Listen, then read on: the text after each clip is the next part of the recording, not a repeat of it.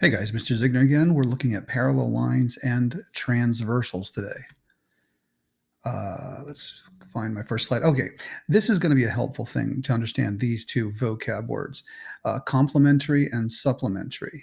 So you may have heard these terms in your geometry courses before.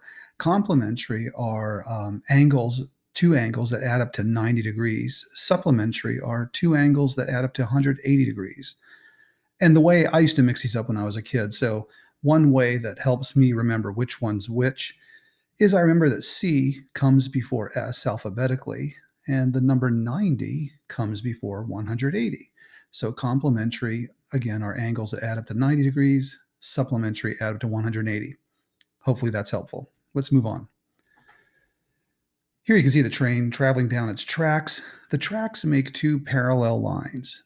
Parallel lines are just lines that do not intersect. Now here a tree seems to have fallen across the tracks. Whenever something cuts across two parallel lines, we call that a transversal. So the tree is currently transverse across the tracks. One more time, I have my two parallel lines and then the transversal. So I just want to make sure you understand which ones are the parallel lines and which one is the transversal. Okay, one thing they bring up is corresponding angles. Now, corresponding angle is just an angle that's in the same exact spot as another one from two different parallel lines. Here's what I mean. I actually made this extra one right here. If I lay this on top of here, okay. So you can see we have what, 1, 2, 3, 4 little curved red lines here in this top right angle. So what angle is in the same exact position on the other parallel line? Well, let me bring this down now. Well, once again, it's the top right angle. So we would say these two are, I'll get this out of the way. These two angles are corresponding. Again, they're in the same position. They're also, of course, congruent. The top left angles here with their two blue curves, the green ones here at the bottom left are corresponding. And then I think, is that blue or purple? Down here in the bottom right. Okay, so that's what corresponding angles are. They lie on the same side of the transversal in corresponding positions. All right, here's the first one they give us. Angle 1 and the 110-degree angle are corresponding angles. All right, so angle 1 and the 110-degree angle are corresponding. Again, do you see how it's in the same position? And I'll bring this extra overlay over it. So there we are. Now if I slide down here, well, what's underneath the 110? There it is, angle 1. So that's what they're talking about here. Angle 1 and the 110-degree angle are corresponding angles. Corresponding angles are congruent. So therefore, angle 1 is 110 degrees also. Okay. So what we're trying to do here is find the measures of angle 1 and angle 2. Well, right away, we can see that angle 1 is 110 degrees. Now, what's true about angle 1 and 2? Well, together, do you see it? Together, they make a straight angle. Straight angles are 180 degrees. So angle 1, which we already know is 110 degrees, plus angle 2 will need to add up to 180 degrees. A little bit of subtraction here, 180, take away 110, and there it is. Angle 2 must be 70 degrees. Do you see how you can start figuring out the measurement of different angles when you have your parallel lines and a transversal? All right, this one we have to figure out ourselves. All right, use this figure to find the measure of the angles. Explain our reasoning. Okay, so angle 1 first. Well, here's angle 1. Do you already see how many degrees it would be? Well, this angle right here, this 63-degree angle, okay, it corresponds to angle 1. Do you see how it's in the same position? I guess with these four angles, the 63-degree angle is, how would we word that? To the right? Well, if we come down here, angle 1 is also the one that's to the right, for lack of better words. So since these two angles are corresponding, then angle 1 must also be 63 degrees. Okay. Now what about angle 2? Well, once again, it looks like these two are Supplementary. Supplementary angles, remember that other slide, add up to 180 degrees. Okay, so if both angle 1 and 2 add up to 180 degrees, and we know that angle 1 is 63 degrees, a little bit of subtraction should get us the answer to the measurement of angle 2. So a little bit of regrouping here. That would be a 10. The 8 becomes a 7. 10 take away 3 is 7. 7 minus 6 is 1. Bring my 1 down. There we go. So angle 2 looks to be 117 degrees. Okay, moving on. All right, now they have us looking at the entire 8 angles for our 2 parallel lines and transversal. So use the figure to find the measures of the numbered angles. Okay, well, angle 1 and the 75-degree angle are vertical angles. Okay, well, what are vertical angles? Vertical angles are formed by 2 intersecting lines. Here they are, these 2 lines intersect, and they're opposite of each other. Okay, so that's vertical angles. So vertical angles are congruent, they say right here. So therefore, right away, we know angle 1 is 75. I may not write all of these, but we'll at least get that one in there. Angle 2 and 3. All right, so these 2 angles, what about them? Well, the 75-degree angle right here is supplementary to both angle 2 and 3. Do you see what they mean?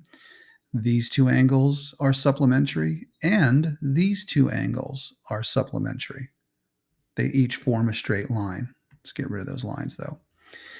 So the 75-degree angle plus they start working with angle 2 right here must equal 180. They subtract 75 degrees from both sides. Just subtract this 75, and you find out that angle 2 is 105.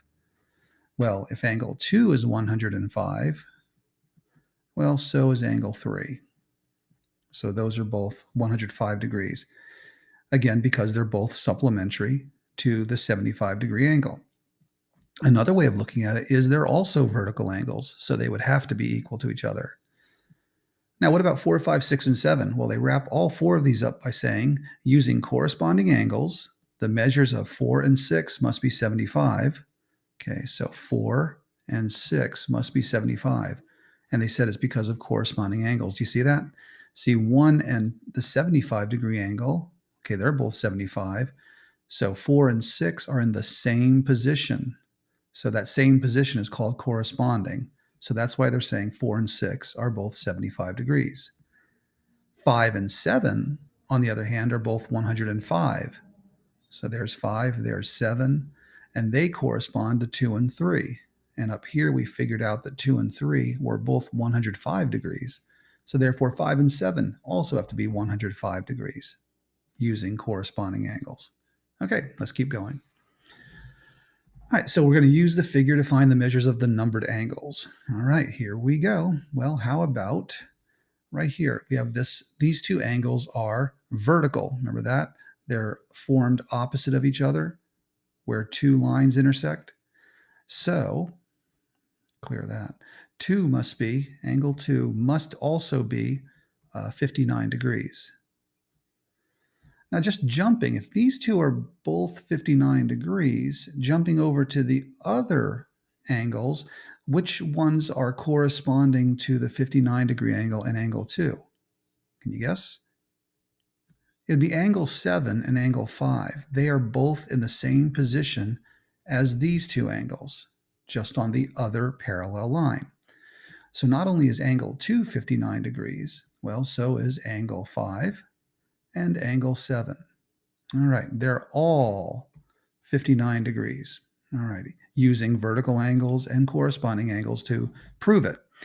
All right, now what about the others? Well, how would we figure out one maybe? Do you see it? These 2 are supplementary. So supplementary angles, again, add up to 180 degrees. All we have to do is subtract the 59. That is a 10. That becomes a 7. 10 take away 9 is 1. 7 minus 5 is 2. Bring down our 1. There we go. So angle 1 is definitely 121 degrees. How do we know that? Well, using supplementary angles. Now, 3 is vertical to 1, and we know vertical angles are also congruent. So 3 is also 121. Jumping to the other line down here, angles 4 and 6. Angle 4 and angle 6. Running out of space here. These are also 121 degrees. Do you see what I'm going to say as far as the reason? Because they are corresponding. They're corresponding to angles 1 and 3. Here, angle 1 and angle 4, well, they're both in the same position, sort of the top angle in the middle. And angle 3 and angle 6 are sort of the bottom angles of the 4 that they're grouped with. So they would also be corresponding angles. So there we go.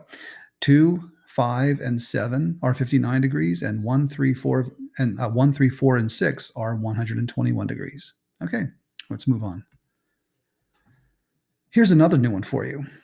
There are interior and exterior angles. Now, interior angles, they're listing those as 3, 4, 5, and 6. I'll use blue for this.